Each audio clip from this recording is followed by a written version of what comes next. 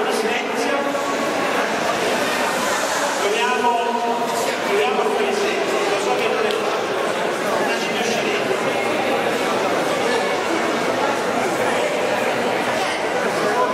Stanno trovando lì, capirati.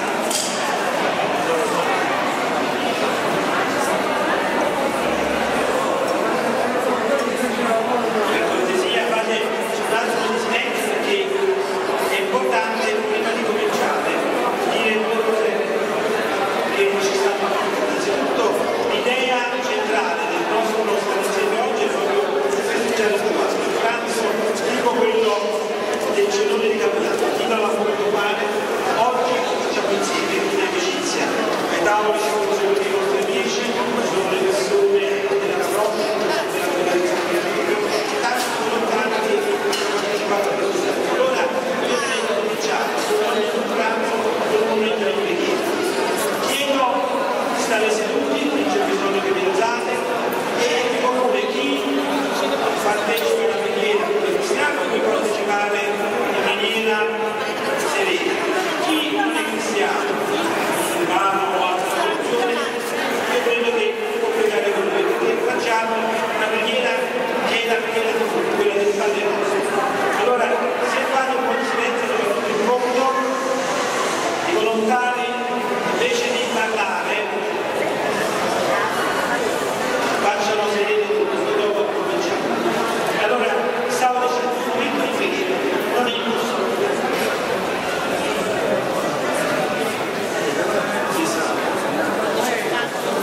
Mentre si stanno sistemando gli ultimi, vi stavo dicendo, la preghiera del Padre nostro, la venita di tutti quanti, le notte di Cristo, non solo di chi è cristiano, ma anche delle altre religioni, e soprattutto la preghiera principale di questo, che Dio come Padre, come Padre che ci tengono nel corpo della sua mano, ci chiede il suo amore che non c'è da fare, con l'aiuto e la presenza di tanti amici e fratelli che stanno con noi. Allora mi sembra quasi che ci siamo riusciti a sistemarci. Gli ultimi che stanno obbligati a trovare posto. Ai tavoli li avete serviti dai ristoranti, sono due persone che voi state fermi, seduti a tavola e verranno poi le domande e i responsabili della giornata. L'importante è che siamo insieme in amicizia. Allora io direi che così sembra che ci siamo quasi, ma ci siamo, allora, cominciamo questo breve pranzo in nome del Padre, del Figlio e dello Spirito Santo. Ora gli amici che conoscono un po' la nostra comunità sanno che a un certo punto del Padre nostro si dice dacci oggi il nostro pane quotidiano. Io dico sempre il pane oggi lo abbiamo, grazie a tanti amici che l'hanno preparato, io dico tanta conoscenza e però invece di dire il nostro pane quotidiano, noi diciamo, c'è una coesione, è vero? Come diciamo? L'ho sentito?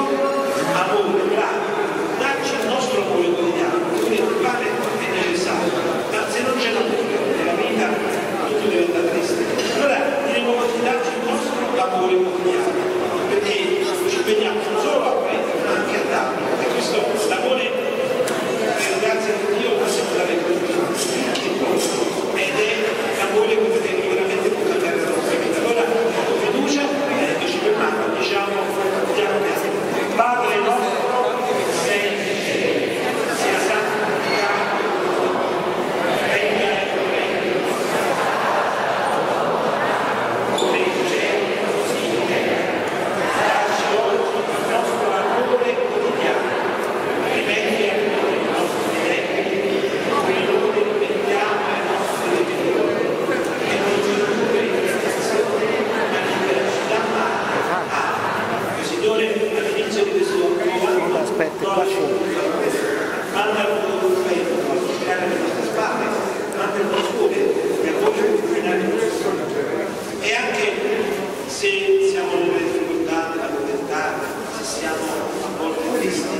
oggi di saper trovare il tempo per l'amore è la vera gioia della vita.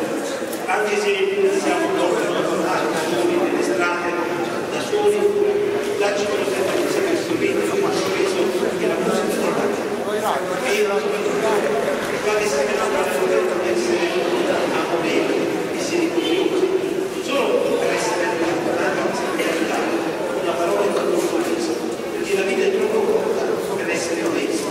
E vi benedica in questo nuovo anno Dio Potente, Padre, Figlio e Spirito Santo. Amen. Allora, buon appetito, direi di dare un applauso a tutti i volontari.